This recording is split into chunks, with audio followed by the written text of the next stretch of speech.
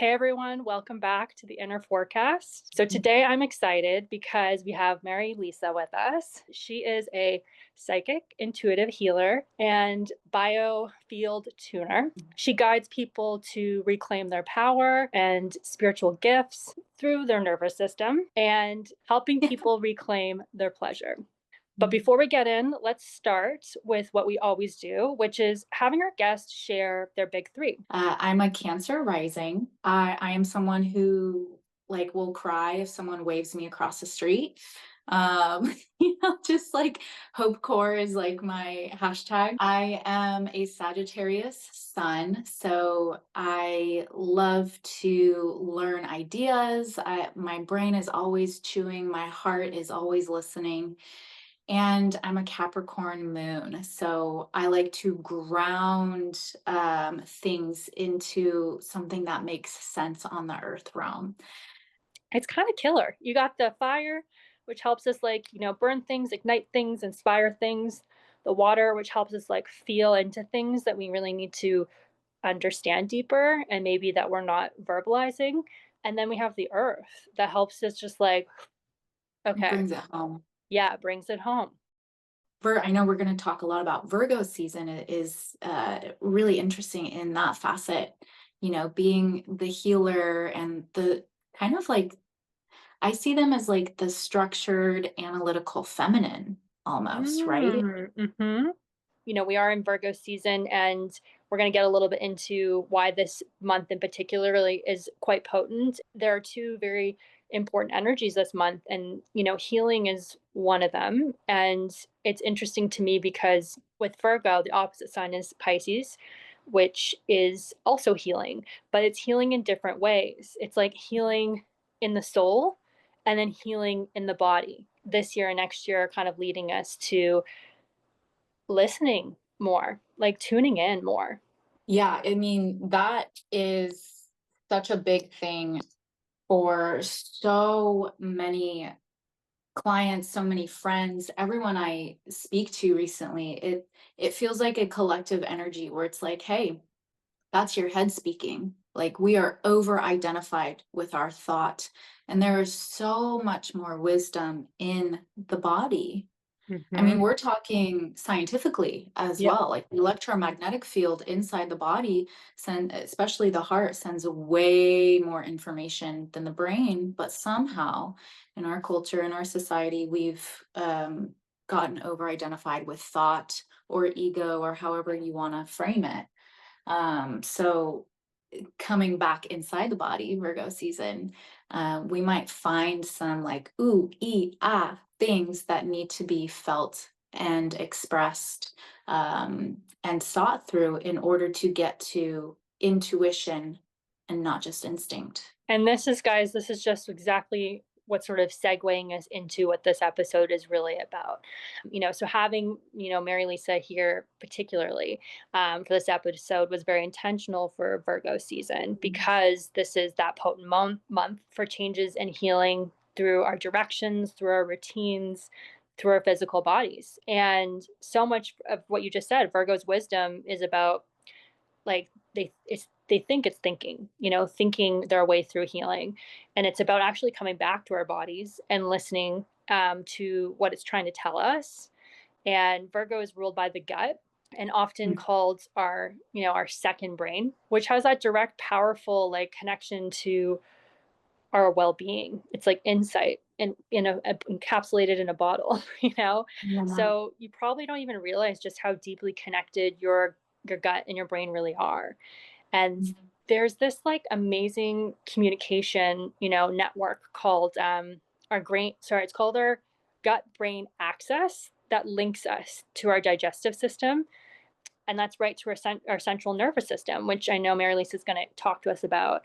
And when your gut is off, it's actually, affects our mood, our stress levels, even our immune system and how it responds. So I know a lot of people who have had gut issues this year, which ties directly to this Virgo energy. And that's because Virgo is, we have it in the South Node, which is what we are collectively releasing and we are reestablishing from January 2025. until July 2026. So this is the 18-month period for Mm, more awareness of our minds, our bodies that are being revealed. And mm, September is this point where like it's like a marker of a check mark to like help us integrate even further like what we started to gain in January. So for some, this could have been like health more seriously, taking health more seriously, recognizing your gut as an extension of your intuition, or for others it's like a period where it was highlighting how critical we can be of ourselves, and others, or how overwhelmed the mind has felt lately. mm. These are all, aligned with Virgo, the South Node releasing. And for some, maybe your routines needed a shift. You've been called to look at your routine more as a whole, right? Not just what you can do. So Virgo energy can sometimes show up as needing to control the plan, right? The outcome, the healing timeline. But what if our nervous system already knows what you need to let go of, and sound, which we're going to talk about, could be the bridge to get there. Mm. So many of the women I work with, or that are doing a lot of inner work, but they're still feeling like stuck, like something's off. And that's where I feel like biotuning could be really helpful, with Marylisa, or even just, clearly, if you know me, booking a session to understand what's really going on, to help open these Mm. doors that feel a little rigidity, because there are pockets and periods where we could feel that way. But there's a lot of beautiful wisdom and lessons that are in there to just waiting for us to access. So, Marylisa, how do you see maybe that showing up in your work, or especially with women who are already like self-aware but holding tension? Well, I think, let's just start talking about that nervous system then, right? I see in clients that they'll come in, they're high performing, they're achievers, they know what they want, and they know what has worked for them in the past. And usually a client will come in that is like kind of what you said, like the head against door syndrome. Like, why isn't this opening anymore? Or why do I still have this major bloat? Or why do I still, why do I feel stuck at work or my relationship, whatever?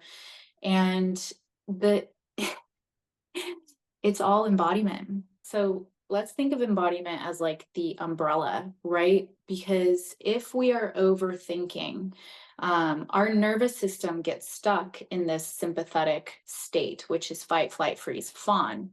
And if you've convinced your body with your mind that everything is quite stressful and that's just like your normal state, you're worried about the email, you're worried about forwarding this, you're worried about what house you're going to go to for Thanksgiving, like everything becomes a worry, then Yeah, you are siphoning all of your internal energy, all of your internal nutrients to maintaining that hypervigilance.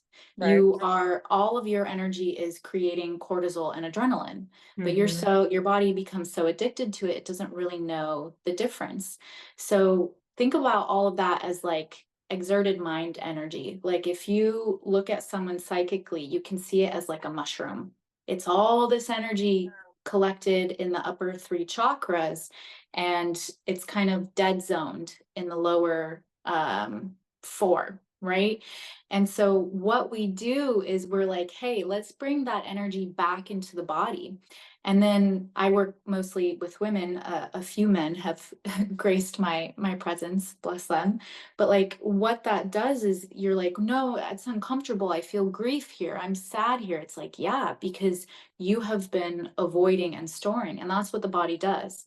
If you're stuck in your sympathetic nervous system for 30 years, your body will just start storing information. It will store the chemicals. And so when you come back home, you have to be willing to let the emotion move. But once we do, right, there is more peace. There's biologically more pleasure. There is ease, synchronicities, like the amount of magic of doing the simplicity of coming back into your body and listening to their messages is beyond the scope of this our conversation. I really had to work on the embodiment part. I was Mm, operating from the upper chakras, and so mm, yeah, it's a really different sensation and feeling in terms of getting comfy and cozy in that part of you, rather than tuning up. I'm talking to my womb. I'm talking to yeah, I'm talking to our, like, actually our power, essentially. yeah.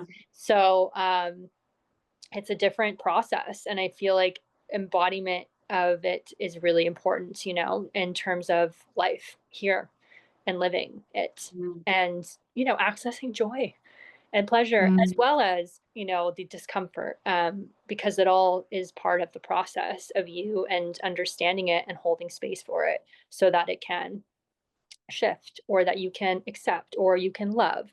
Sensation, dis-ease, disharmony, you continue to injure the same place. It's your body knocking. It's like, hello, Marylisa, I know you're stressed out because you want to achieve X, Y, and Z, but like, when are we going to deal with this pattern? And we're like, la, la, la, like, ignore, ignore, ignore.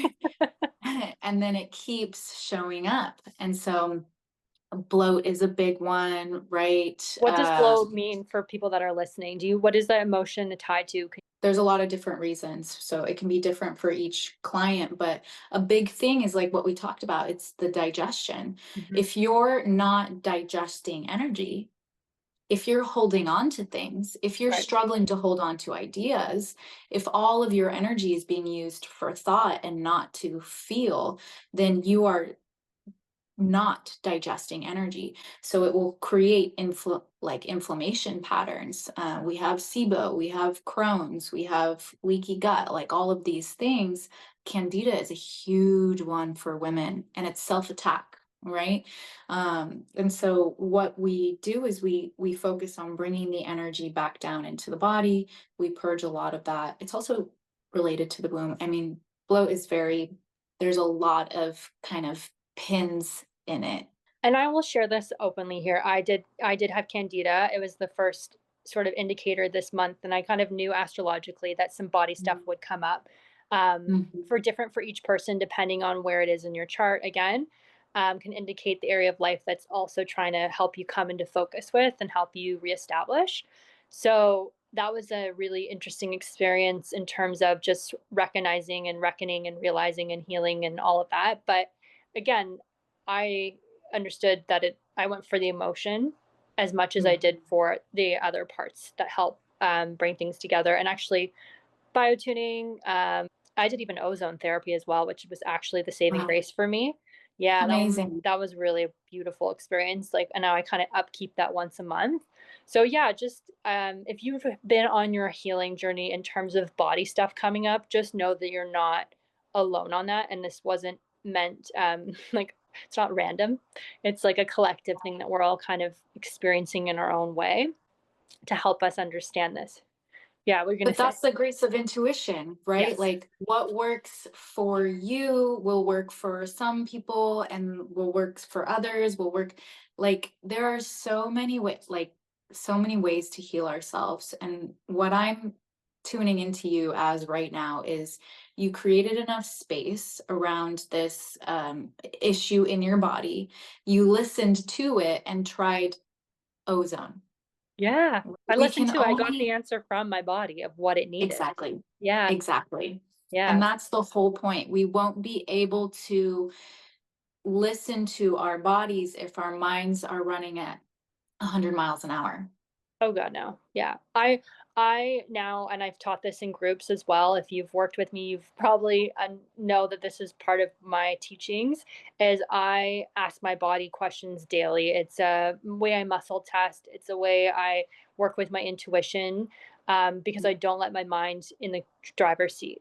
I ask my Mhm. body, it knows. So I'm always asking questions about, beyond yes or no. If it's food related, I'll put literally something like a supplement on my stomach, and I'll be like, I'll ask, and it will tell me no or yes, and I'm like, great, nope, yes, and then just let it make the decisions. And I find it so liberating. Actually, it's a Right. great tool for anyone to try at home, again, it's just kind of knowing, what your yes and no is. And a good way to just start is knowing, like, bringing an object that you won't eat, like glass or I don't know, something like that, where you're like, can I eat this? Obviously not.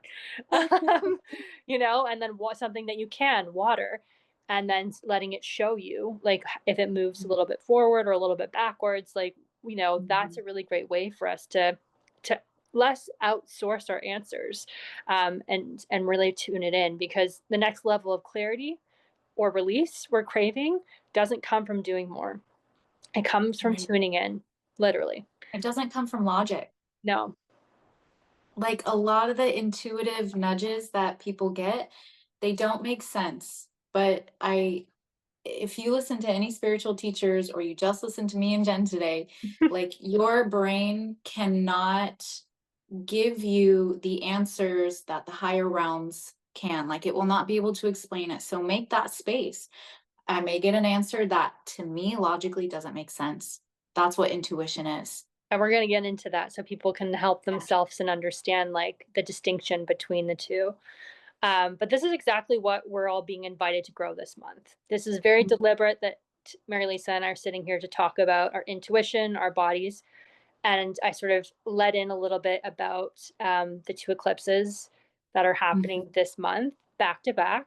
One in Pisces. This is the intuitive sign that really wants to go with the flow, be more connected to divinity, into surrender, into understanding what maybe what our dreams are, and listening to what our soul feels. And that's going to be a lunar eclipse on September 7th, which is just a supercharged full moon, which reveals things and can sometimes feel like speeding things up. There's sometimes opportunities can come in, sometimes there can be a little plot twists, shifts, but it's ultimately the sort of a marker on in six for the 6 month marker, between the last time we had these eclipses, of more information, right? You think about eclipse, it's like something's being revealed, right? And then 2 weeks after, because eclipses are back to back, is the Virgo. And this is the solar eclipse on September 21st. So this is a supercharged new moon.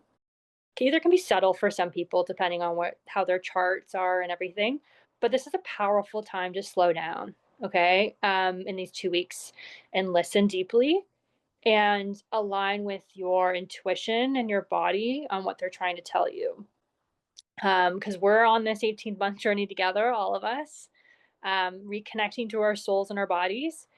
So for today's episode, we want to, share ways that you can connect more, to your higher self, to your instincts, to your intuition, and your psychic abilities. Marylisa and I were just talking beforehand about, like, we all have them. We'll talk about the tips. We'll talk about our own experiences, Yeah. and add some insights from obviously your chart's perspective too, from that lens. Okay, well, I'm going to ask you a first question. Let me know Okay. how this lands for you, what your insights are. So, with intuition, sometimes it can feel like a whisper or like a subtle nudge. How do you help Mhm. people learn, rather, to distinguish, like, their Mhm. intuitive signals from maybe their fear or noise in the mind? So I think this is a perfect place to differentiate between intuition and instinct. Okay. Ideally, instinct and intuition would be on the same page. Hmm. However, they're often not. So if you sense something and it comes with fear, panic, or rush, that's your instinct. Your instinct, think of it as like your primal mind. It's waiting to read things in order to protect you. So if we have a lot of traumas and dramas that make us feel unsafe or create stories and patterns around limitations, then our instinct is in overdrive and we will continue to block ourselves from our own intuitive guidance. Because I'll use an example for myself. I have a business coach and she's like, I need you to make cold outreach DMs. And I was like, intuition, what do you think? And I felt all this fear and I was like, no, That's a no for me. That's what my intuition said. And then I grounded myself into it and I was like, oh, that's based on me fearing putting myself out there. My instinct blocked the intuitive message, which intuition will often push us into the erotic, into things that are uncomfortable for our own expansion. So to me, intuition is not really emotional. It is quiet. For me personally, it's in my heart. I'm like, girl, what's going on here? And if any emotion or fear comes up, I'm like, sit down, instinct, right? But getting them on the same page is really important. And that comes with self awareness, that comes with practice, that comes with identifying your own limiting patterns. But an example of when a client had a really powerful instinct and it was in line with her intuition is when, someone came to her door, she didn't know this person, immediately she shut the door and we read the situation and it was in fact a dangerous person. So both are important, right? But we don't want to be only instinct led. We want Mm. to push ourselves past our borders and our limits, which can feel crunchy, which can feel erotic, which can feel dangerous. So, forming a really powerful bond inside your body. If you're not an embodied person, you won't be getting strong intuitive nudges. I have never heard someone explain it like that. I think that is a really, really great way for people to digest that. I really Mhm. think that that's a great distinguish way to sort of lean into this more. And I want to echo what you said about when you checked in and you're like, it's a no. It's so interesting, right? Because our instincts are almost like in resonance with us. And when you're asking for growth, it's going to feel out of character for you. And yeah, and it's supposed to because you're asking to grow. Yeah. And so it's like, it's not, you're not it's so funny. I had another coach say that to me too, where she was like, clients are like, it's not resonating with me. And she's like, it's not supposed to because you're doing something you haven't done before and you're outgrowing your Totally. box. You, so, but Totally. then that's the perfect analogy that you gave. So, in terms of intuition, I also agree with you from personal experience. My intuition comes through no feeling. There's no Mhm. feeling about it at all. And it will be like they'll tell me, or it, however you guys like to see it. I see guides, spirits, archangels, all of it. Um, came through, and it will be like, oh, like kind of a matter of fact. Like it's like, okay, yep, Yeah. got it. Instincts, absolutely. Getting a sense or feeling about something or someone. I'm like, ooh, I'm not sure about that. Doesn't feel great. So, and then following that. In terms of your chart, astrology wise, intuition in your chart shows in a few key places. The moon is the big one, right? Because it rules your emotions, right? And it's your emotional body. And it's also the subconscious knowledge, right? Something that's not necessarily known. And let's say your moon is in the third house, right? Your intuition will likely come through writing or messages through podcasts or books. You'll kind of pick up on things in that way. That's sort of your signature in some sense, despite the sign. Then Neptune, of course. Neptune is the planet that is the connector to the divine, to the unseen, to the illusions. Think of oceans, right? It plays a huge role because it governs our imagination and our dreams, which I said, and spiritual sensitivity. It is also sometimes I will say this, like I find with people that are kind of like half there, half not. Sometimes it's like they're really like lean into the Neptune, you know what I mean, energy of things because Yeah. you're kind of connected to two different worlds. But that's just a separate note. If it's in the first house, your sense of your environment is likely through your body, strong feelings. And like you'll probably get like clairsentient senses, like it will be feeling sensual. Other places to look are your water. We all have a big wheel, we have all the signs within us. So Mhm. your wherever you have Cancer, Scorpio, and Pisces, this is part of your chart that gives you the indicator where you naturally have nonverbal cues or senses in specific areas of your life that are naturally you're attuned to more emotions or, psychic currents, stuff like that.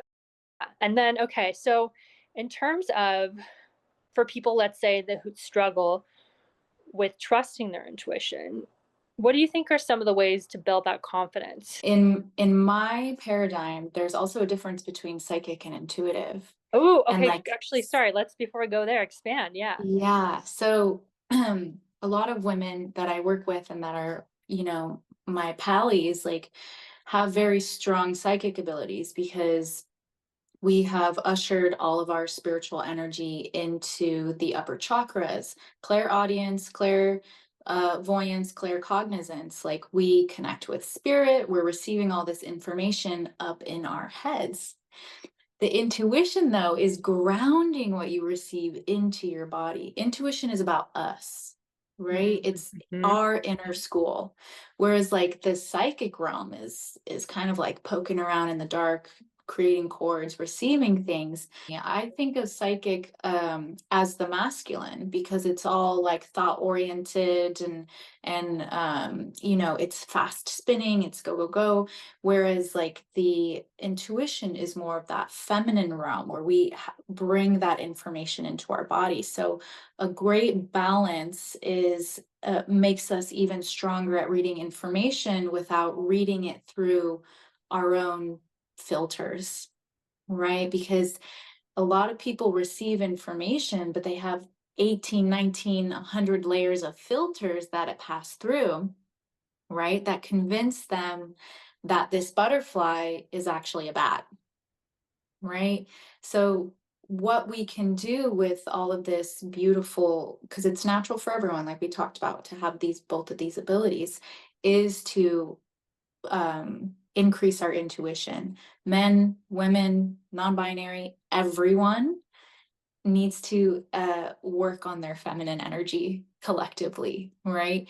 And so, one of the most powerful ways is very simple. You can look up a yoga nidra on YouTube, or you can practice it within yourself.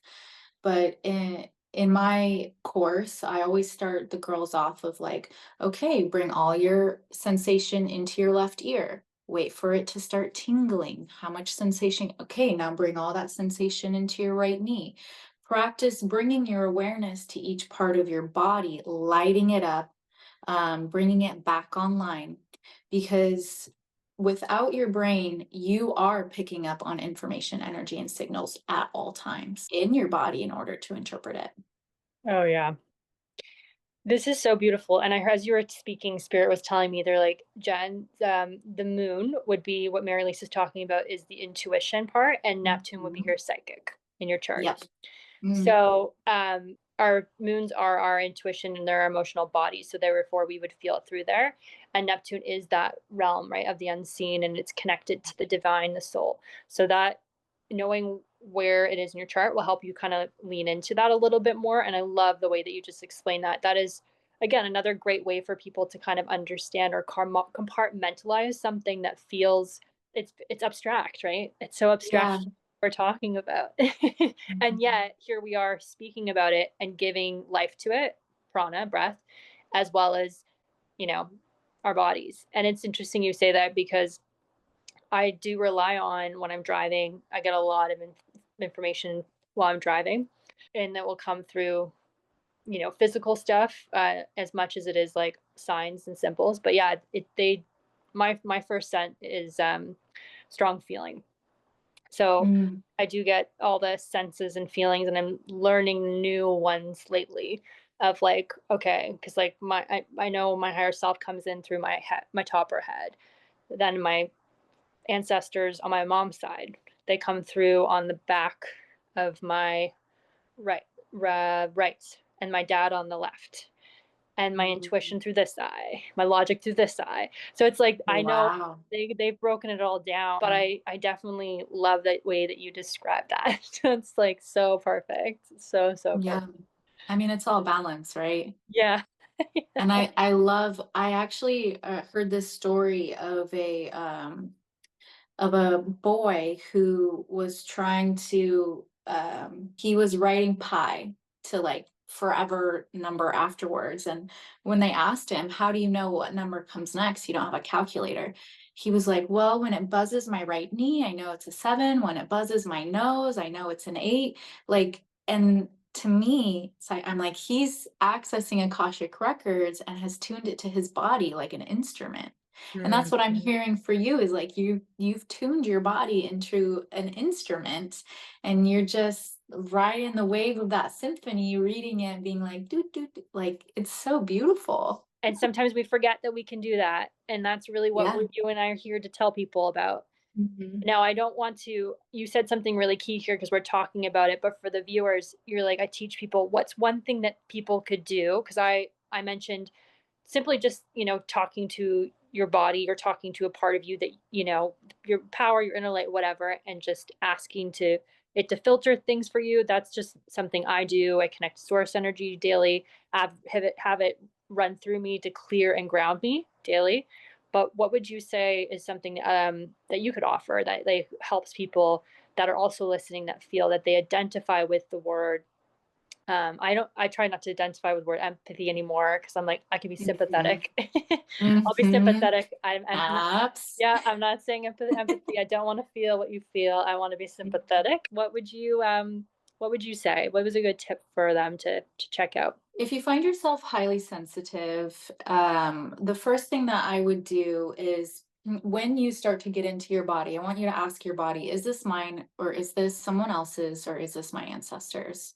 Mm. Okay. And once you get that answer, you can start to say, okay, I'm not open to processing this for that person. I'm not open to processing this for the collective, right? You can, because that's seniority, that's connecting to your central power, as you said it. Like, you make that statement, because seniority means we have ultimate power over ourselves. We do not have it over other people.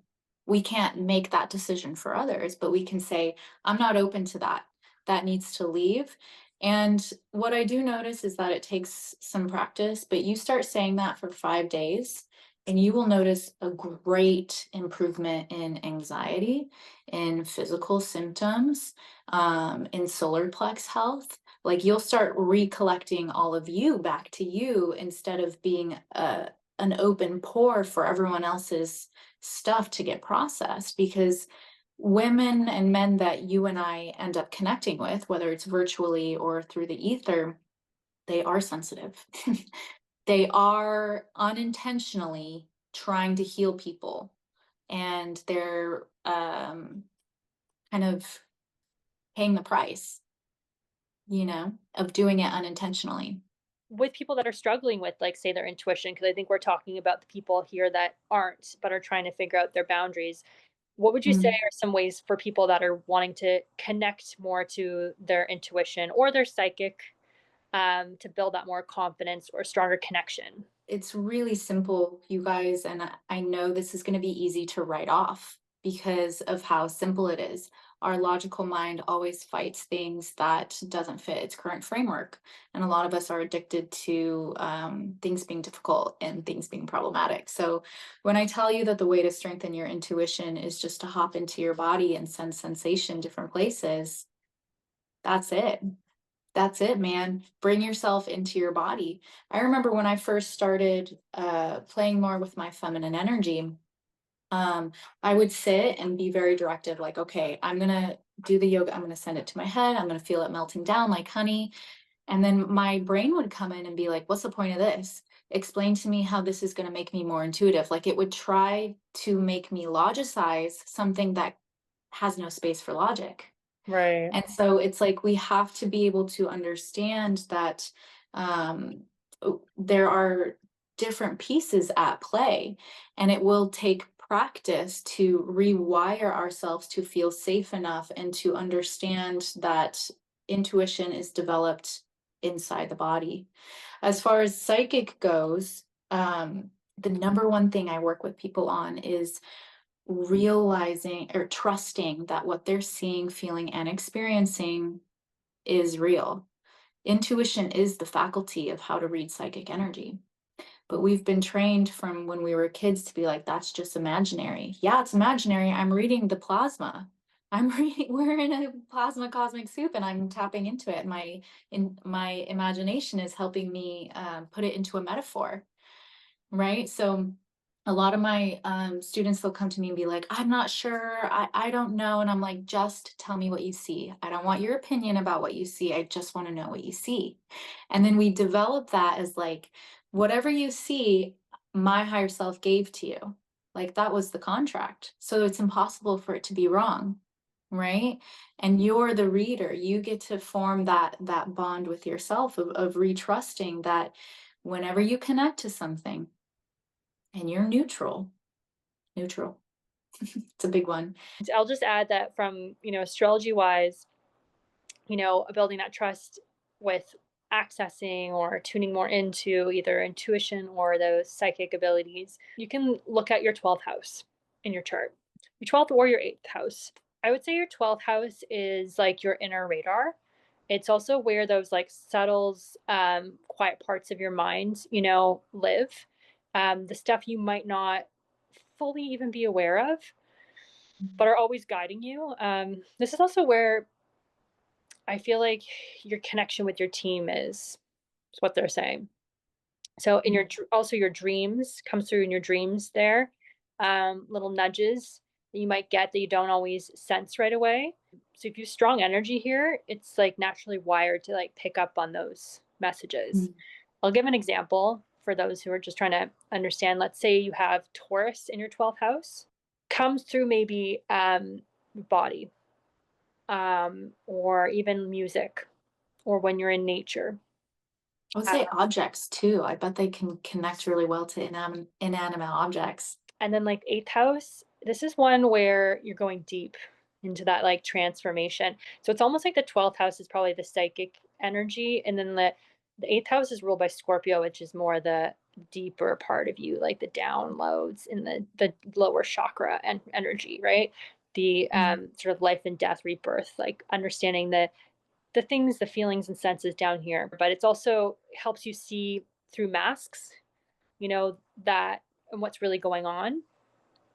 Maybe it's more of your instincts. So it's funny actually. Now that you've said this, I would feel like the eighth house is more your instincts, and the 12th Mhm. house is more your psychic. Very primal in the eighth house. Okay, so when you're doing biotuning, Mhm. shifts do people typically notice in their bodies or emotional states? The number one problem with women is internalized rage that I see, and it actually creates a lot of immune disorders. It Mm-hmm. creates a lot of swelling and inflammation in the body, uh, a lot of Lyme disease, but that is generally what I see is an ancestral. Anyways, so when I'm like, what's your relationship like with anger? And they're like, oh, I get mad. I'm like, yeah, you feel mad, but do you do anything with it? And so, in order to do it in a non-violent way, because there is a difference between anger and violence, right? Yep. Is I'll tell them that they need to ceremonialize their rage. I'm like, you have it all built up. It has nowhere to go. It's poisoning your body. So I want you twice a week to put on a song and dance like the rage is pouring out of you, or pound your foot. Like you have to schedule it, Yeah. you just have to, because it's already there, right? We're not going to wait until the next time you feel like you're going to pop your top, because that's dangerous for you and another person. Yep. So you have to start cleaning the inside of the body before it wrecks you. So I'll just say astrologically to add is we look from that perspective. There are two key places in your chart that matter in this instance. But my favorite place to talk to clients about is your fourth house. Okay, this Mm. is your emotional anchor. This is your foundation. This is how you regulate your emotions. Um, it's your touchstone, and it shows you how naturally you're going to want to express any sort of feeling, right? And maybe what your blind spot is, as much as what your strength is too. So it's nurturing this house that is tied to your feminine nature, and it's what needs your care. So when I'm working with clients and things feel off or unsteady, as life can be sometimes, the goal is to help them sort of reestablish that grounding, again within themselves. And so let's say if you have Libra in your fourth house, you might notice like that your emotions stability depends on a lot on how balanced or close relationships feel. Maybe that's the blind spot, right? Especially at home. Or, for example, you could find yourself constantly mediating between family members or maybe avoiding tough conversations just to keep the peace. But, as we were saying, like that's going to disturb your peace and your internal peace. So this can leave you like feeling like emotionally drained and taxed out, even if it like looks calm on the surface. So supporting yourself might be like learning to say no, right? Or expressing the different variations of the pendulum swing of the emotions. It's also like not trying to fix things, and also to look like you're setting clear limits to around how much emotional labor you can take on for others at home. So practically you might create like a ritual like journaling or feelings each evening to process what's really going on beneath the surface instead of like maybe brushing them aside, etc. So surrounding yourself also like aesthetically, right? Because it's not just your physical emotional home, it's also your literal home that can help you. Yeah. Surrounding yourself around art, color, scents, things that help you with what you're feeling and sensing into. So that's definitely something I love to address with people is like, okay, we're going to build a foundation. So that's not perfect about perfection. It's not about avoiding conflict, but it's about like Mhm. authentic emotion balance that supports your well-being. I feel like that was a really bad. I'm like, yes, Jen, absolutely. that Thank you.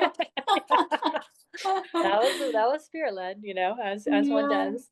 Okay, so Virgo season, let's talk a little bit about that. And then if we can shift a little gears here so that you guys, as we are speaking about things and you're absorbing it and feeling into it, listening to it, maybe getting Mhm. sensations in your body, we're gonna have a real treat here and have, Marylisa sort of hold space and maybe show us in real time what biotuning can feel like and just opening ourselves up to receive what comes through. Energy's not limited by time and space. I Mhm. mean, um, if Wi-Fi works, so too does distance healing. It's all Yeah. just energy.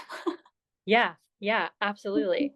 So we're going to tune into the Virgo season itself and really take a moment wherever you are, listening in your car, having your tea, taking a walk. This season is, as we've already kind of addressed, but it is a time for grounding and getting clear on what truly supports your growth. And it's a great time for reestablishing these sort of healthy routines and focusing on self-care and well-being. Let go of any old habits that drain your energy, that don't serve you anymore. To sort of beat a dead horse here, the mental clutter, the overthinking, that block our clarity, the judgments in self and others, the physical clutter that weighs out our spaces and our minds, and this idea of perfectionism that creates this unnecessary pressure. These are the things that are part of the releasing in this season that we are also reestablishing. Thank you. And I think that we're gonna start by just taking a large cleansing breath together.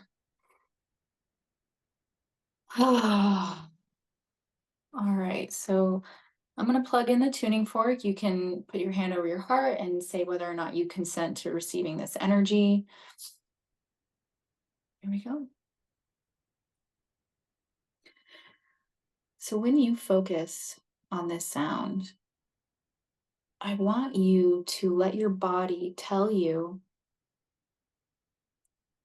where this vibration needs to go.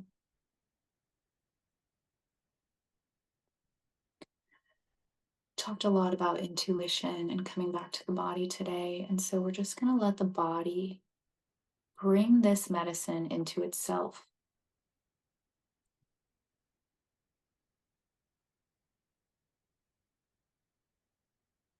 Biochemically, you're releasing a lot more nitric oxide right now. You're cycling down into your parasympathetic, which is rest, digest, and receive. And you and your intuition are guiding this vibration to mend your own electromagnetic field. So, without thought, just focus on sensation.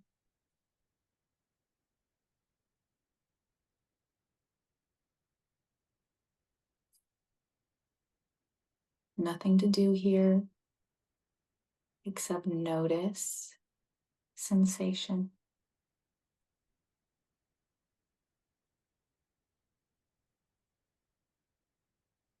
Your body naturally knows how to heal itself when you give it space and vibration.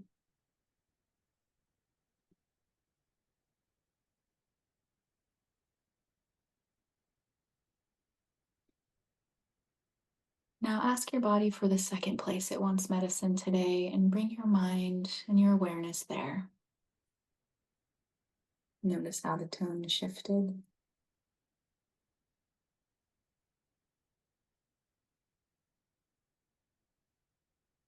We are creating space in your body. We are liberating old programming, tension. Just breathe. Allow the medicine to do what it knows how to do without our own explanation.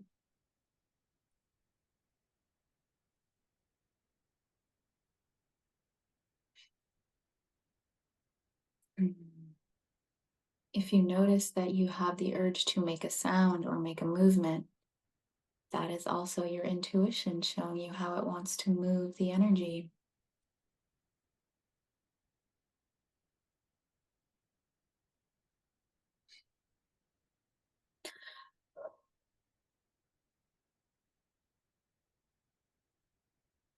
Beautiful. Last thing that we're going to do is we're going to guide this energy down.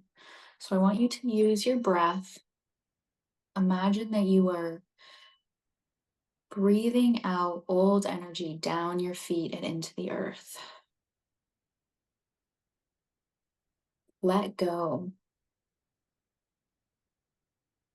of blocks. Breathe out the fear.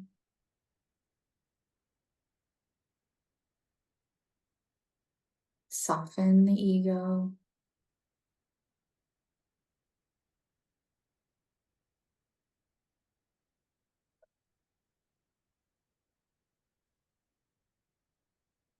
Beautiful. Just adjusting both ends of your biofield. So take one last moment with your hand on your heart. Just continue to tell your body, well done, I'm listening. Well done, I love you.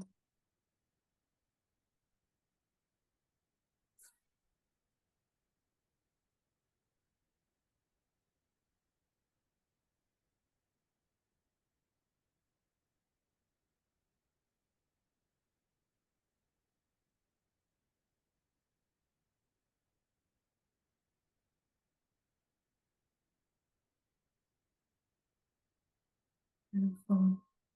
One last cleansing breath together. Big inhale. Audible exhale. Ah. Oh, that was such a treat. I loved that. Yay. That was so great. Thank you for sharing your beautiful insights and your Mm. perspective and your time.